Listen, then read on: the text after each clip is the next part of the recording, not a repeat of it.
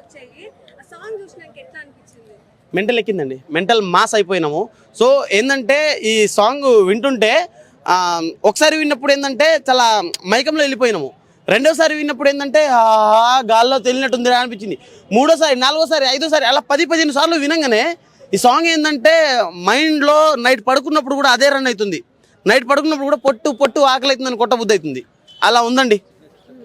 So signature step కూడా ఒకటి ఉంది కదా, కాళ్ళతో ఇలా హుక్ స్టెప్ లాగా ఉంది. అసలు ఆయన నుంచి మనం ఎప్పుడు సింపుల్ స్టెప్సే కోరుకుంటాము, అవే చూస్తూ ఉన్నాం కానీ అసలు ఎప్పుడు చూడలేదు.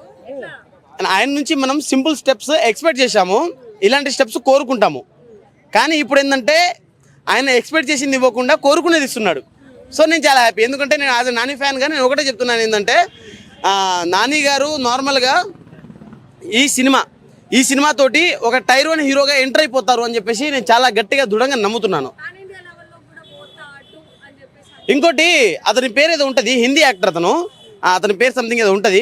అతను చెప్పాడు దీంట్లో యాక్టింగ్ చేస్తున్నాడు ఆ పర్సన్, నానితోటి కలిసి ప్యారడైజ్ సినిమా చూసినాను, అది చూస్తే నీ కళ్ళు చెదిరిపోతాయని చెప్పాడు ఆయన. అది సో హిందీలోనే చెప్పాడు, నేను తెలుగులో చెప్తాను. వదిలేవరా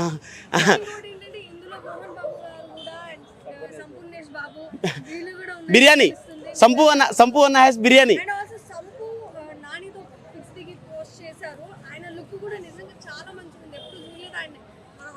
యాజ్ ఒక సంపూర్ణేష్ బాబు గారిని ఒక కామెడీ హీరోగా, లేకుంటే ఒక కామెడియన్గా, లేకుంటే ఏదైనా చిన్న క్యామియో, ఒక కామెడీ క్యామియోగా చూసాంలే కానీ ఇలా అని చెప్పేసి ఎప్పుడు చూడలేదు సంపూర్ణేష్ బాబు గారిని. సో ఇది చాలా చాలా మంచి కనబడారు దీంట్లో. ఏంటంటే సంపూర్ణేష్ బాబు గారికి ఇలాంటి రోల్ కూడా ఇవ్వచ్చా, ఇలా కూడా చేయొచ్చా అని చెప్పేసి చూపించారు. అదైతే హైలైట్ అంటే హైలైట్ అనిపించింది. నిజంగా సంపూర్ణేష్ బాబు గారికి ఈ సినిమాతోటి ఒక చాలా అంటే చాలా పెద్ద పేరు వస్తుంది. ఇంకోటి ఏంటంటే మోహన్ బాబు గారి గురించి చెప్పుకోవాలంటే మోహన్ బాబు గారికి చాలా రోజులుగా ఒక కల్ట్ హిట్ లేక చాలా ఇబ్బంది పడుతున్నారు. ఒక క్యారెక్టర్ ఆర్టిస్ట్గా చేసినా కానీ ఒక మంచి కల్ట్ లేక చాలా ఇబ్బంది పడుతున్నారు. దీంతో ఒక కల్ట్ హిట్ కొట్టి మోహన్ బాబు గారు కూడా కంబ్యాక్ ఇస్తారని చెప్పేసి గట్టిగా నమ్ముతున్నాను, గట్టిగా కోరుకుంటున్నా కూడా.